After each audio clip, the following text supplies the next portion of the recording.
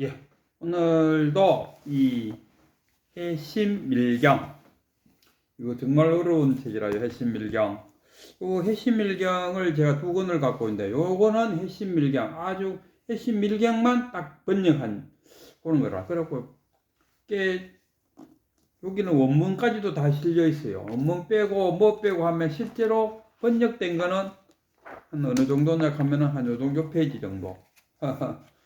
그 정도인데, 이쪽 해심밀경 이 책은 원측 스님의 주석을 여기다 이었어요. 지훈 스님이. 그러니까 이으니까 책이 엄청나게 두꺼워져 버렸다. 해심밀경보다 더 어려운 게 우리가 이해하기에는 뭐 큰 스님들이나 이런 분들 공부를 많이 하신 분들이야 뭐 상관없겠지만 해심밀경에다가 소를 붙여 놓으니까 소가 더 어려워요. 그래서 해심밀경을 공부하시는 분들 좀 느슨하게 좀 여유를 갖고 공부를 하시겠다 하면은 해심밀경 요거를 사서 한번 보고, 아니면 해심밀경이란 게 도대체 뭐냐? 해심밀경이 유식학의 소위 경전이라고 그러더군요. 우리가 잘 알고 있는 금강경이 우리나라 불교의 소위 경전이지 않습니까? 이 해심밀경 이 자체가 유식학의 경전이다, 소위 경전이다, 이렇게. 그래서 유식학에 대해서 뭐 좀 알고 싶다 하면은 이렇게 간단한 거 읽고 이게 뭐 해심밀경이구나. 저도 최근에 금강경 오가예, 금강경 오가예라는 책을 누군가로부터 하나 내가 선물을 받았어요. 거기 또 보이길래 5명의 대가가 금강경에 대해서 소를 적었더라고. 아이고, 그럼 더 어려워져 버려. 금강경을 더 어렵게 만들어 버려. 금강경 그것만 해도 어려운데 거기다가 소까지 집어넣으니까 더 어렵고. 해심밀경은 여기도 소가 들어가 있는데 혼자 보면은 어려운데 이 번역을 하신 지훈 스님이 그것을 유튜브로 해놓은 것을 올려놨더라고. 그래서 지훈 스님하고 같이 공부하고자 하는 그런 의향이 있다면은 이 책을 사갖고 지훈 스님의 본문을 들어보면 조금 더 쉽게 천천히 가지만은 쉽지 않을까. 근데 저는 이 해심밀경을 공부하면서 탁 떠오르는 사람이 프로이드가 떠올랐어요. 프로이드 하면은 정신분석학의 아버지, 상담의 할아버지, 뭐 이렇게 뭐 원조라고 말한답니까? 이 원조가 프로이드의 이론이 어디서 나왔을까 하고 살펴보니까 이 유식학파의 영향을 많이 입었다 하는 생각을, 당장 떠오르는 게 유식학파가 뭡니까? 6식, 7식, 8식 이런 나간다. 프로이드나 뭡니까? 무의식, 전의식, 의식 이런 나간다. 무의식이 쉽게 말하면 유식학에서 말하는 8식과 맞아떨어지고, 의식이 7식과 맞아떨어지고, 프로이드가 말하는 전의식이 6식과 맞아떨어지고, 빙상의 일부분이 다른 이야기도 같고. 이 프로이드가 이제 누구에게 또 많은 영향을 입었냐 하면은 프로이드의 같은 동료이자 같은 교수였지 그 당시에. 그러나 또 융이 또 프로이드의 제자라고 말하는 사람도 많아요. 그래서 프로이드하고 융이 만나갖고 많은 이야기를 나누었다는 것이 기록적으로 나와 있어요. 그때 융은 뭐 집단 무의식, 뭐 동시성, 불교에서 말하는 그런 용어를 이야기하는 걸로 봐서 불교에는 꽤 유식학에, 쉽게 말하면 유식학에 꽤 깊은 조예가 있다. 그래서 그 유식학을 대해서 프로이드에게 전수했지 않았을까.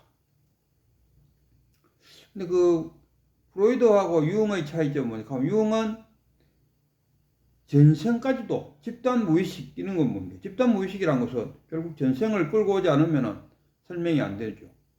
그래서 프로이드는 생의 전, 전생, 죽은 후에 후생까지도 융은 이야기를 한 것 같아요. 그러니까 불교에서 하는 이야기를 그대로 이야기했지 않았을까.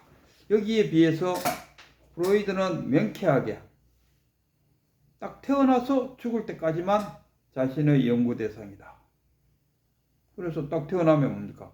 0살에서 1살 정도 구순기, 그 다음에 학문기, 그 다음에 생식기 해서 뭐 3살에서 한 5살까지 인간은 성격이 고차가 된다.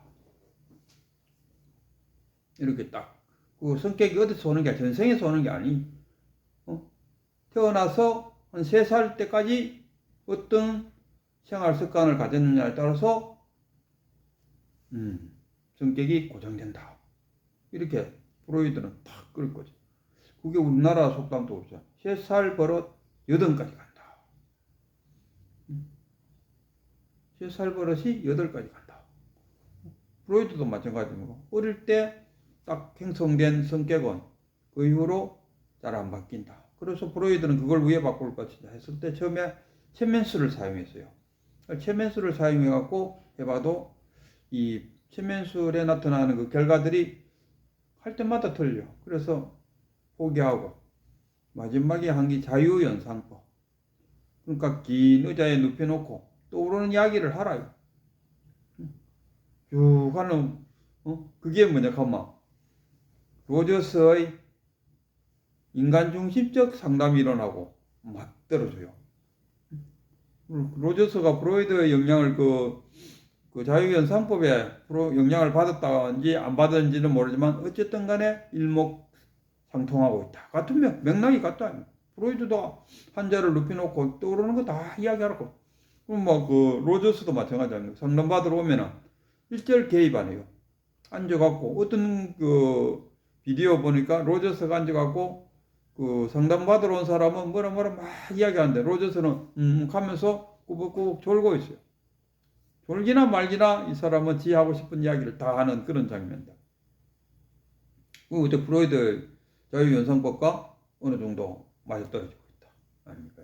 그래서 프로이드의 이론을 바탕으로 깔지 않고 그 이후에 상담 이론은 나올 수가 없다 할 정도로 프로이드 이론을 딱 바탕으로 깔고 방어기제, 프로이드가 말하는 그 방어기제, 그 역시 실제 언급을 했거나 언급을 하지 않았거나 다 그 묻어있는 내용을 살펴보면 프로이드의 방어기제,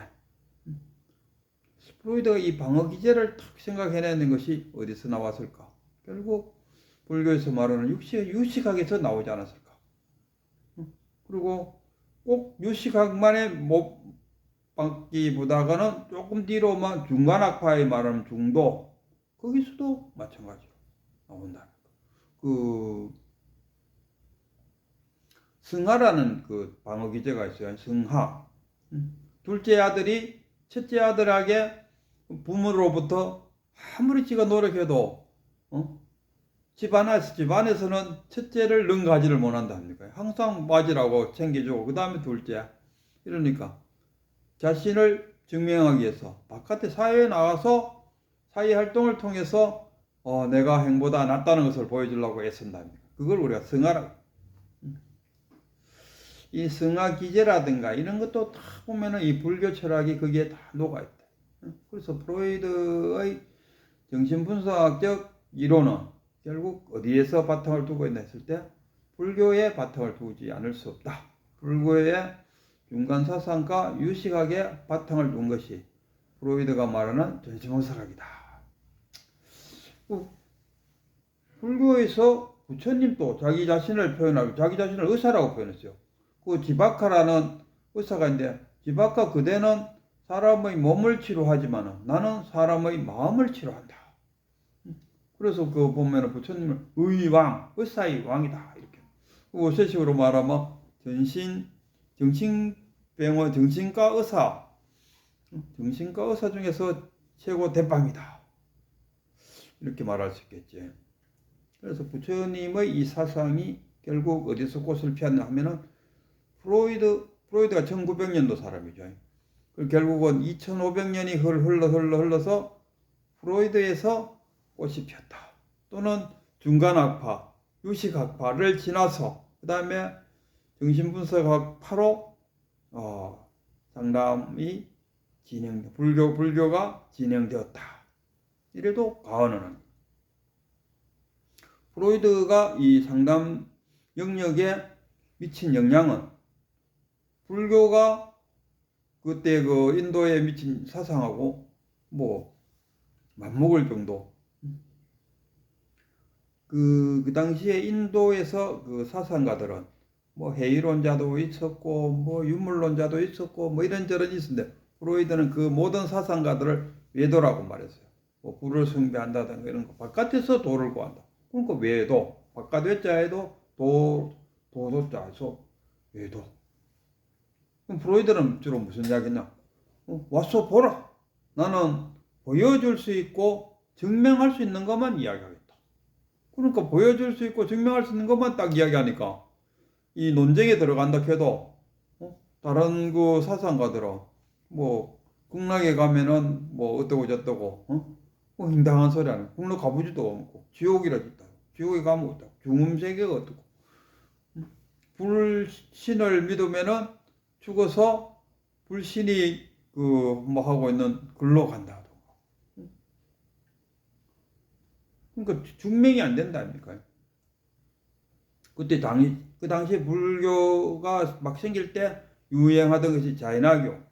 자인화교도 마찬가지였습니다. 자인화교도 전생에 지은 업장을 해소하려면 이번 생에 내 몸을 괴롭혀야 된다. 그래갖고 막 그 요가도 하고 뭐 그러지 않습니까? 그러고 뭐 업장을 소멸해야 된다. 뭐 이러는데. 그리고 프로이드는 그 자인화교 신자를 딱 불러 앉혀놓고 그래 네가 그동안 열심히 노력했는데 얼마나 그대의 업장이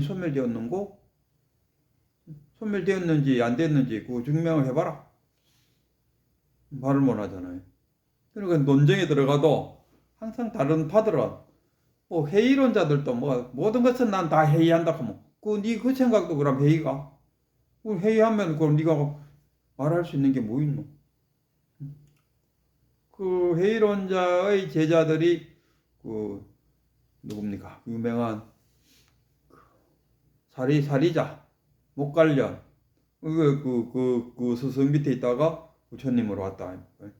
그래서 모든 것은 연기되어 있다. 이 한마디야. 사리자하고 목갈련이 와버렸다.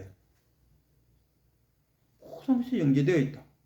그 상담에서도 마찬가지로 그 고진멸도 했을 때 사성제 고진멸도 그 괴로움이 뭐냐. 저도 그 연기법 상담 이론을 하나 개발하면서 이 고진멸도를 들고 있습니다. 괴로움이란 것이 뭐냐. 그 내담자가 왔을 때 이 전체의 인간이 갖고 있는 어떤 괴로움도 물론 되지만 내담자가 앞에 온 내담자한테 물어봅니다. 그럼 그대를 괴롭히는 괴로움은 무엇이냐? 그럼 뭐 자기 괴로움 종류를 쫙 이야기할 겁니까? 그럼 그 괴로움은 어디서 왔냐? 두 번째, 그 집 있잖아. 집. 어디서 왔냐? 결국은 그 괴로움을 네가 모집한 거라. 선택했다. 괴로움을 네가 선택한 거지 저절로 생긴 건 아니. 그것을 딱 인식해. 내가 괴로워하는 것은 내가 선택한 거다. 왜? 나는 그 돈을 100억을 벌어야겠다. 나는 50이 되기 전까지 100억을 벌겠다. 그렇게 결심을 딱 하고 해보니까 안 되잖아요. 그럼 괴롭다. 그 결심을 했기 때문에 괴로운 거지. 그런 결심 안 했으면은 괴로움이 없죠. 그럼 결국은 네가 괴로움을 겪는 이유는 네가 집했을 뿐이다. 그럼 이 집한 것을 위해야 오직 매를 없앨 수 있는 거. 자기 목표를 낮추면 되죠. 나는 50까지 한 1억을 벌겠다. 그러면은 그게 뭐 덜 괴롭다. 그러면 어떻게 하나? 그럼 8정도식으로 하면 돼. 고집 멸도자.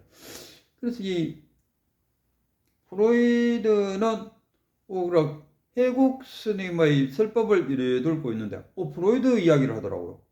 그러면서 저도 해국 스님의 입에서 프로이드 이야기가 나오니까 눈이 번쩍 띄었어요. 무슨 말씀하시는가 싶어갖고 그러고 들어보니까 프로이드는 뭐냐 우리가 느끼는 그 절대적인 괴로움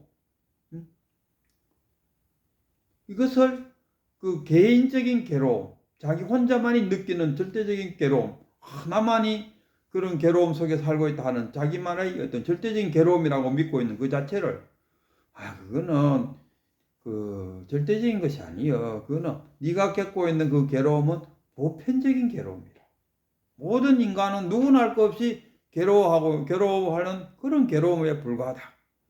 그러니까 절대적인 괴로움을 보편적인 괴로움으로 바꿔주는 거. 돈 때문에 너무 괴롭다. 나는 왜 이렇게 가난하게 살까? 난 좀 돈이 좀 많았으면 좋겠다. 이 괴로움. 이게 지만이 겪는 절대적인 괴로움이 아니죠. 인간이면 누구나 갖는 보편적인 괴로움이다. 얼마 전에 뭐 삼성의 이재룡하고 또 무슨 뭐 미국의 뭐하고 현대의 세 명이 모여갖고 구독료하고 뭐 맥주 마시고 그렇게 사던데 그 당시에 이재룡도 뭐 어깨 크게 이렇게 들썩하지는 못했을 겁니다. 그 세 명 말고도 이 세상에는 더 부자들이 많다요. 그 더 부자들 앞에 딱 모이게 되면은 가는 방에 불과하다. 그것도 뭐 돈이라고 자랑하나 이러지. 뭐 스커 뭐 이런 사람들 있지 않습니까? 버핏 뭐 이런 사람들. 이런 사람들한테 이재룡이가 돈 자랑했다가는 미국에 또 뭐니까 이거 100조를 갖고 있는 사람 앞에 떡 서면은 이재료의 재산이 뭐 한 50조 된다 한들 100조나 1000조 갖고 있는 사람 앞에 떡 놓으면 지금 뭐 많다 아닙니까? 사우디아라비아 그 뭐 무슨 뭐 가난뱅이들이야. 어쨌든 간에 이 해국스님 브로이드 이야기를 들면서 하는 말이 자기만이 갖고 있는 괴로움이라고 생각했는데 알고 보니까 인간이면 누구나 다 갖고 있는 괴로움에 불과하구나. 괴로움이라는 그 자체가 너무 완화되어 버리는 거죠. 별로 뭐 괴롭기는 조금 괴롭더라도 절대적인 어떤 자살할 만큼 괴롭지는 않다 이런 이야기 안 되겠습니까? 그래서 이 해심밀경은 유식학의 소위 경전이다. 그런데 들어가서 공부해볼 가치가 참 많은 거라요. 지금은 시간이 다 돼갖고 다음 시간에 해야겠는데 뭐냐 하면 조금 어둠컴컴한데 또 보니까 뱀이 한 마리 보이는 거야. 근데 자세히 보니까 뱀이 아니고 새끼줄이라. 그럼 새끼줄을 어두스름한 그 환경 속에서 왜 뱀이라고 생각이 들었을까? 뭐 이야기를 하다 보니까 요거는 다음 기회에 이야기를 해야겠다. 왜 새끼가 뱀으로 보였을까? 다른 걸로 보일 수도 있는데도 불구하고 왜 뱀으로 보였을까?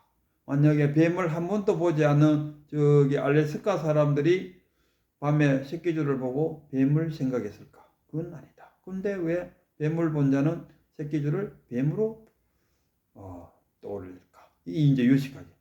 이게 해심일경 속에 설명이 되어 있다. 이런 이야기입니다. 그래서 이런 호기심을 갖고 같이 한번 공부를 해보자. 이런 이야기.